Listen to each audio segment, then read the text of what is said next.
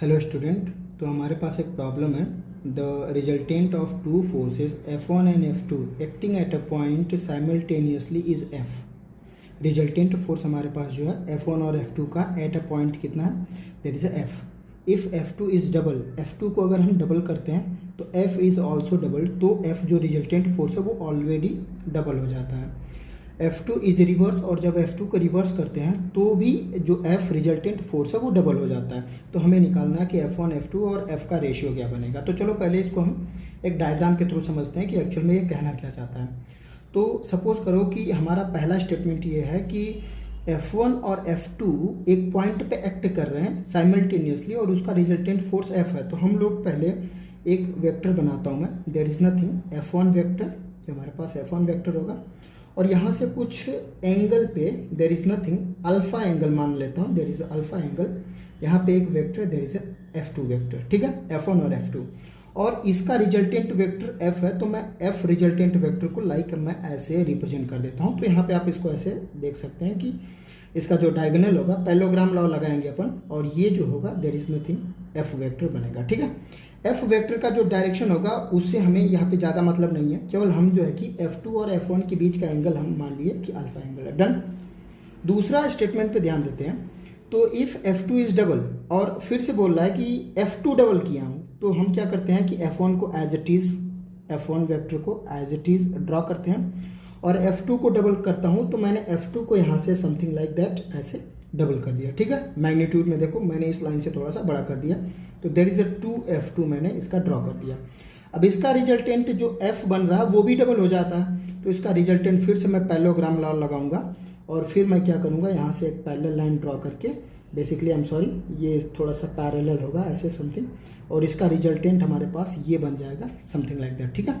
सो ये हमारे पास हो जाएगा 2F, ठीक है। फिर तीसरा स्टेटमेंट की बात करूं मैं, तो तीसरे स्टेटमेंट में बोला है कि F2 को रिवर्स कर रहा हूं मैं, F2 को रिवर्स कर रहा हूं, इसका मतलब है कि F1 सेम डायरेक्शन में और सेम मैग्नीट्यूड में, F1 there is a same direction same magnitude, F2 को रिवर्स कर रहा हूं। तो पहले डायरेक्शन कैसा था हमारे पास, लाइक दिस, ऐसा ये डायरेक्शन था, ठीक है ना। कितना एंगल पे, अल्फा एंगल पे, ये भी मैं मान लिया कि यहाँ से कितना एंगल पे था, अल्फा एंगल पे था। हमने F2 वेक्टर का जब मैग्नीट्यूड इंक्रीज किया तो उसके रिजल्टेंट का भी मैग्नीट्यूड इंक्रीज हो गया, और F1 सेम रहा। इसमें केवल F1 F2 सेम था और FV रिजल्टेंट सेम बना था। अब तीसरे स्टेटमेंट में बोल रहा है कि F2 को रिवर्स कर रहा हूँ, तो रिवर्स इन द सेंस कि लाइक दिस डायरेक्शन, ये हमारे पास इसका डायरेक्शन बन जाएगा किसका, F2 का। तो F2 का रिवर्स डायरेक्शन हमारे पास ये आ गया। डन। उसके बाद बोल रहा है कि F जो है वो डबल हो जाता है, तो F को डबल दिखाने के लिए हम लोग क्या करेंगे, फिर से यहाँ से इसका रिजल्टेंट ड्रॉ करेंगे, और वो रिजल्टेंट लाइक हमारे पास ऐसा बनेगा। तो मैं इसको यहाँ से कुछ लाइक ऐसे दिखा देता हूँ, ठीक है ना। ये हमारे पास हो जाएगा F vector, basically F vector क्या डबल है, तो there is nothing 2F vector बन जाएगा, ठीक है। सो अब स्टेटमेंट को एक बार फिर से जस्टिफाई करते हैं कि डायग्राम के हिसाब से कैसा है।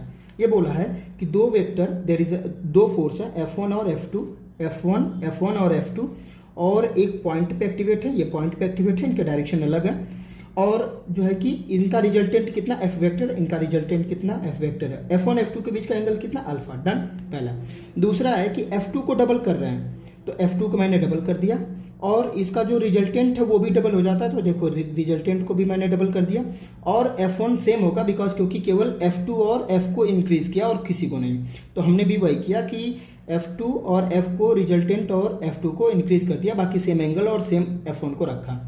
थर्ड स्टेटमेंट में बोलता है कि इफ F2 रिवर्स कर देना, तो हमारे पास जो इनिशियल डायरेक्शन था जैसे अपोजिट डायरेक्शन में, तो हमने इसके अपोजिट डायरेक्शन में इसको मूव किया, और फिर F2 जो रिजल्टेंट वेक्टर वो डबल हो जाता है, तो मैंने यहाँ पे डबल दिखा दिया, ठीक है। अब जब अगर इतना आपने ड्रॉ कर लिया तो इसके जो है कि रिजल्टेंट निकाल लेते हैं। तो रिजल्टेंट का हमारे पास फॉर्मूला क्या होता है, जरा फॉर्मूला देख लेते हैं। हमारे पास जो फॉर्मूला होता है रिजल्टेंट निकालने का, क्या होता है, I square equal to there is a P square plus of Q square plus of 2PQ, और ये क्या होता है, कॉस अल्फा। अल्फा क्या होता है, the angle between P and Q, और हमारे यहाँ पे P की वैल्यू कितना F1 के बराबर है, और Q की वैल्यू क्या है, F2 के बराबर। डन। और हमारे पास जो रिजल्टेंट है वो हमारे पास F वेक्टर। डन। तो हम लोग क्या करते हैं इस डायग्राम के लिए, फर्स्ट डायग्राम के लिए क्या करते हैं, रिजल्टेंट इक्वेशन बनाते हैं। सो क्या हो जाएगा, F square, resultant F square है, इक्वल टू P स्क्वायर मतलब F1 square, so there is nothing F1 square plus of f2 square, there is nothing f2 square, plus there is a 2 f1 f2, there is a f1 f2 into there is nothing cos alpha, there is angle alpha, so it is alpha. ठीक है, equation number हमने 1 कर दिया। ठीक है, अब इसके लिए ड्रॉ करते हैं। तो इसके लिए हमारे पास रिजल्टेंट कितना 2f है, तो 2f का स्क्वायर करूंगा तो देयर इज अ 2f का होल स्क्वायर इक्वल टू, ये रिजल्टेंट है, so f1 square, there is nothing f1 square plus of 2f2 square, so 2f2 का whole square and this plus and there is a 2f1, there is nothing f1 और 2f2, there is nothing 2f2 into हमारे पास क्या बन जाएगा cos alpha, क्योंकि angle हमने same रखा है। इसको फिर से सिंप्लीफाई कर दूंगा तो क्या बनेगा guys, 4f square equal to f1 square plus of 4f2 square and plus of 2 into 2, there is a 4f1 f2 cos alpha. ठीक है, हमारे पास ये पूरा एक ही इक्वेशन है, मैंने इसको थोड़ा सा ऐसे चेंज करके लिखा हुआ, तो ये इक्वेशन नंबर 2 बनेगा। ठीक है, तो इस डायग्राम के लिए ये इक्वेशन हो गया, इस डायग्राम के लिए ये इक्वेशन हो गया, और तीसरे डायग्राम का हम देखते हैं।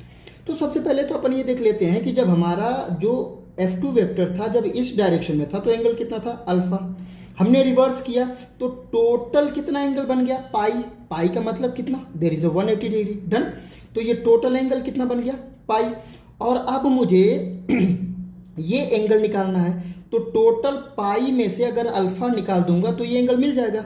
तो ये जो एंगल बनेगा हमारे पास, ये वाला एंगल, वो हमारे पास क्या बन जाएगा, देयर इज नथिंग, ये पूरा एंगल की बात कर रहा हूं मैं, ये हमारे पास बन जाएगा पाई माइनस ऑफ अल्फा। ठीक है ना, मतलब f1 और f2 रिवर्स ऑर्डर में होगा तो उनके बीच का एंगल कितना बनेगा, पाई माइनस अल्फा। ठीक है, तो अब हम इसके लिए लगा लेते हैं, तो हमारे पास क्या बन जाएगा 2f का स्क्वायर करूंगा तो ये हो जाएगा 4f square, f1 square, there is f1 square plus f2 square, there is f2 square plus 2f1 f2 into cos, अब एंगल कितना रखेंगे, there is a pi minus of alpha, done. ये हमारे पास बन गया। इसको सिंप्लीफाई करते हैं, लेकिन हम लोग यहाँ पे ट्रिग्नोमेट्री फॉलो करेंगे थोड़ा सा। Cos 180 minus alpha equal to कितना होता है, माइनस ऑफ कॉस अल्फा। तो जहाँ पे ये टोटल हमारे पास लिखा हुआ है कि कॉस पाई माइनस अल्फा, उसकी जगह क्या रिप्लेस कर दूंगा, minus cos alpha.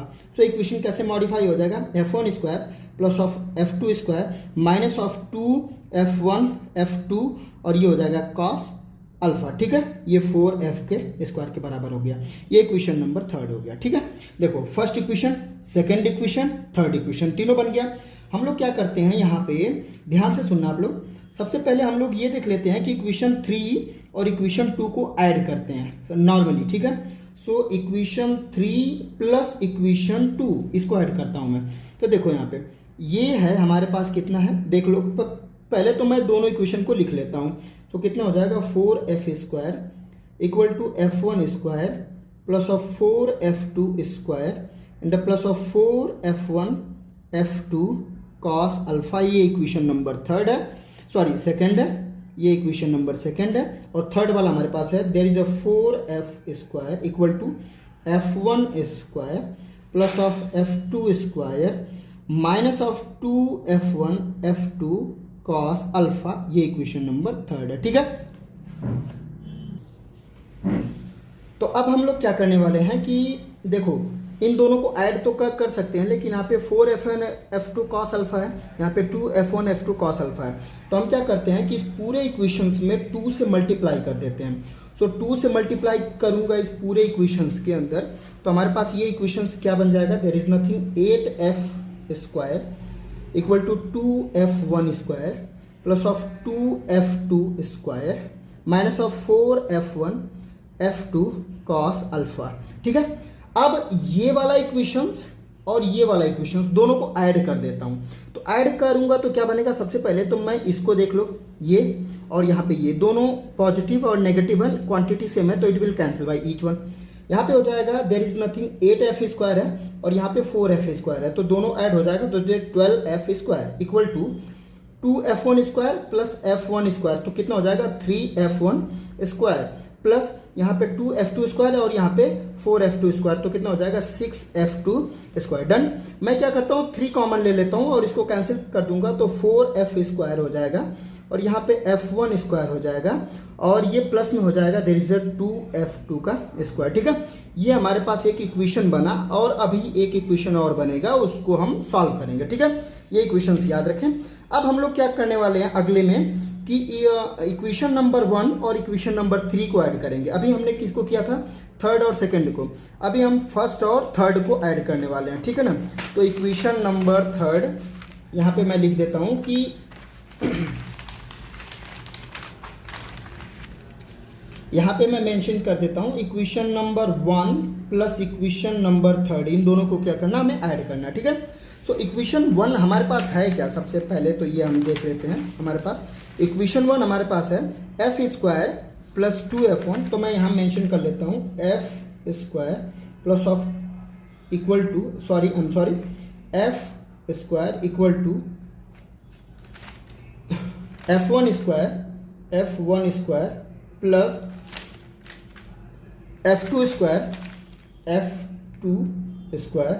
Plus 2f1 f2 cos alpha. ठीक है, ये हमारे पास हो गया। और लास्ट इक्वेशन हमारे पास तो ऑलरेडी पता था 4f स्क्वायर, तो मैं इसको मेंशन कर रहा हूँ यहाँ पे। हमारे पास क्या था, there is a 4f square equal to f1 square plus of f2 square minus of 2f1 f2 cos alpha. Done, ये हमारे पास फर्स्ट इक्वेशन थी, यही हमारे पास थर्ड इक्वेशन थी। डन। अब फिर से हम लोग क्या करने वाले हैं, इसको ऐड करने वाले हैं। तो जब हम इसको ऐड करेंगे फिर से, तो फिर देखते हैं यहाँ पे 2f1 f2 cos theta plus में है, 2f1 f2 cos theta negative में, it will cancel by each one. फिर इन दोनों को ऐड करूंगा, there is nothing 5f square equal to there is a 2f1 square and plus of 2f2 square. Done, equation, ये हमारे पास एक नया इक्वेशन बना। गाइज अभी हमने पीछे क्योंकि एक इक्वेशन यहाँ पे ये बनाया हुआ था कि 4f square plus f1 square plus 2f1 f2, इसको मैं यहाँ मेंशन कर लेता हूँ। ठीक है ना, सो ये होता है 4f square equal to f1 square plus of 2f2 का स्क्वायर। डन, ये इक्वेशन हो गया। हमें इसको सॉल्व करना है। मैं क्या करने वाला हूँ, जरा ध्यान से देखना। इन दोनों इक्वेशन को घटा देता हूँ, आपस में सबस्ट्रैक्ट कर देता हूँ। तो सबस्ट्रैक्ट करने के बाद there is negative and negative, तो ये नेगेटिव बन जाएगा, तो plus minus cancel, there is a 0। और 2f1 स्क्वायर में से f1 स्क्वायर जाएगा तो क्या बचेगा, f1 square equal to 5f square में से 4f स्क्वायर जाएगा तो क्या बन जाएगा, f स्क्वायर। डन। तो इसका मतलब है कि जो f स्क्वायर की वैल्यू होगी वही f1 स्क्वायर की वैल्यू होगी। इतना तो हमें कंफर्म पता चल गया। अब मैं इन दोनों में से किसी भी एक इक्वेशन में f1 की जगह f रख के रिप्लेस करके f2 की वैल्यू निकाल लूंगा। तो क्या बनेगा, जरा देख लेता हूँ। मैं क्या करता हूँ कि f की जगह f1 रख लेता हूँ, तो यहाँ पे f था, इसकी जगह f1 रख लेता हूँ। तो हमारे पास क्या बन जाएगा गाइस, जरा ध्यान देना। तो ये क्या हो जाएगा, there is a 5f1 square, क्योंकि मैं f की जगह f1 प्लेस कर दिया। और इधर पे हमारे पास कितना, there is a 2f1 square और प्लस में कितना 2f2 का स्क्वायर। डन, यही है।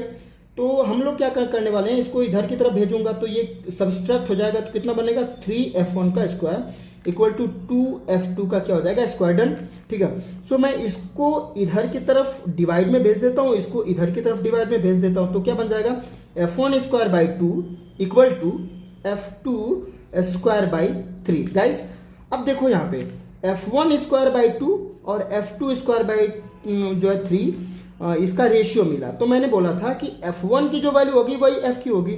इसका मतलब हमारे पास क्या बना कि जो f स्क्वायर होगा उसका भी रेशियो 2 ही बनेगा। ध्यान से आप समझो जरा, f1 स्क्वायर बाई 2, ये रेशियो जो f1 का रेशियो बनेगा वही f का रेशियो बनेगा, क्योंकि यहाँ पे दोनों क्वांटिटी समान है, इक्वल है।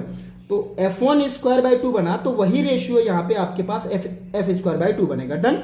अब हम लोग क्या कर लेते हैं, इसका रेशियो निकालते हैं। तो कैसे निकालेंगे, देखो मैं एक तरीका बताता हूँ। हम क्या कर लेंगे कि f square upon 2 equal to मान लेता हूँ कांस्टेंट, ठीक है ना।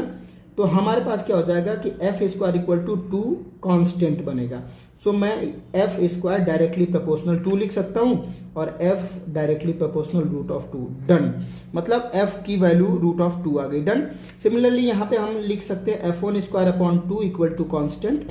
सो f1 square equal to 2 constant, f1 square और डायरेक्टली प्रोपोर्शनल 2, तो f1 की वैल्यू भी डायरेक्टली प्रोपोर्शनल रूट ऑफ 2 बन जाएगी। सो f1 f2 की वैल्यू हमारे पास रूट ऑफ 2 बन गई। f3 का देख लेता हूं मैं, तो f2 का देख लेता हूं, f2 square upon 3 equal to constant. So f2 square equal to 3c बन जाएगा। सो फिर से हमारे पास क्या बन जाएगा, f2 square proportional to 3। So f2 equal to ये डायरेक्टली प्रोपोर्शनल रूट में बन जाएगा √3।